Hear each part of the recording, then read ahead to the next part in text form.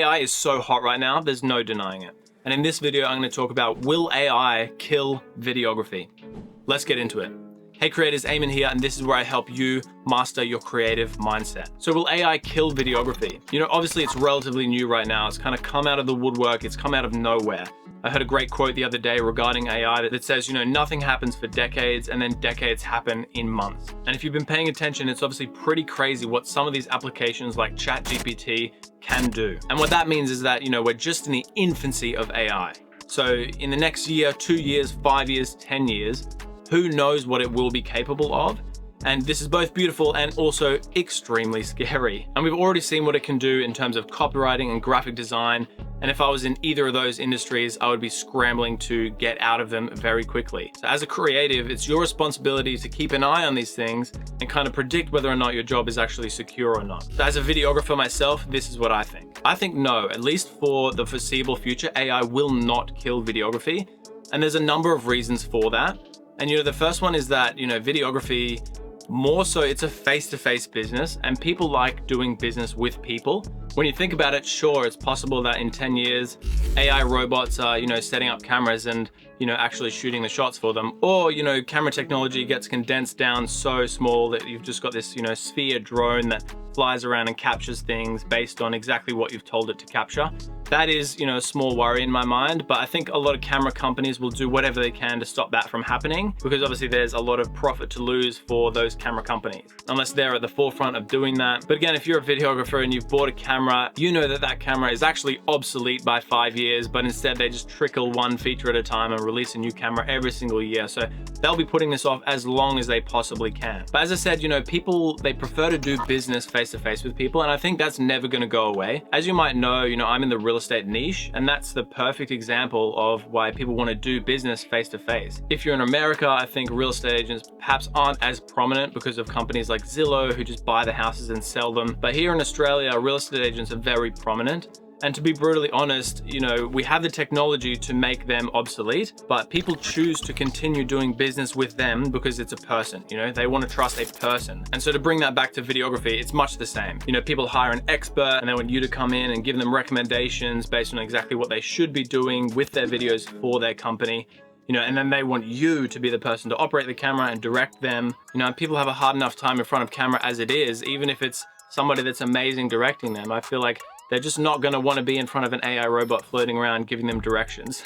So the second thing that's huge that I think a lot of people aren't talking about right now is that, you know, a lot of people that actually have the money, that are making the decisions to do business, you know, they are in the older generations, right? Because they've been in business a while, they've been in the game for a long time, right? And the ones that are actually making the decisions with that money are a little bit older, right? And so all this AI stuff, you know, I know a lot of young people that this AI stuff is just going completely over their head.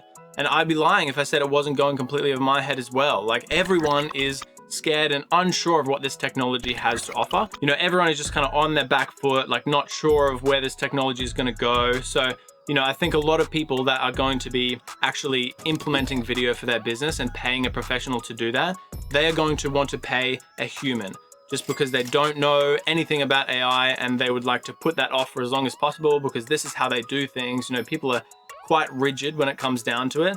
You know, if they have a system in place, they just want to keep following that system. And so, you know, AI will be adopted by a lot of young people, I think, and then slowly work its way up.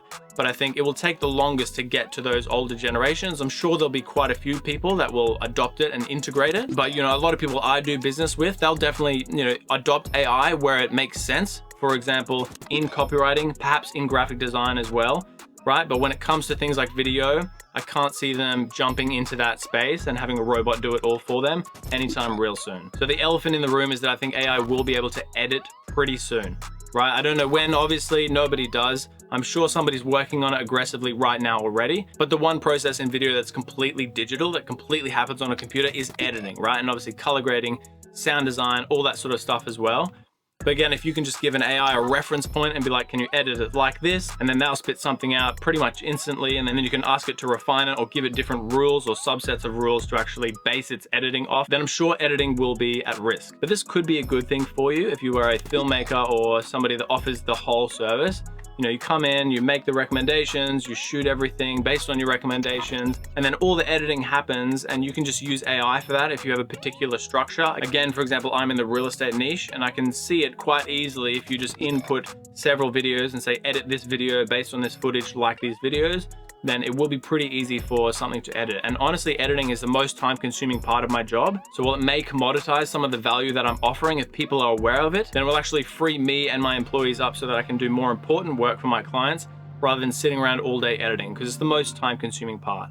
So I'm definitely excited for that, but also obviously, you know, quite scared. I think everyone is a little bit scared of this technology at the moment. There's a lot of people that want to just embrace it and move forward, but I think we should act with caution. Obviously, this is just my opinion, and I'm just on the sidelines kind of observing what's happening and, you know, giving my thoughts on what I think will happen in the video industry moving forward with AI. So yeah, they're my thoughts at the moment. I would love to know what you think. You know, if you're in the video industry or even the music industry, you know, let me know what you think. Are you scared? Are you looking forward to the technology that's coming? You know, what parts of videography do you think will be commoditized sooner and what parts won't be? Thank you very much for watching. Hopefully you got some value out of this, and I'll see you in the next video.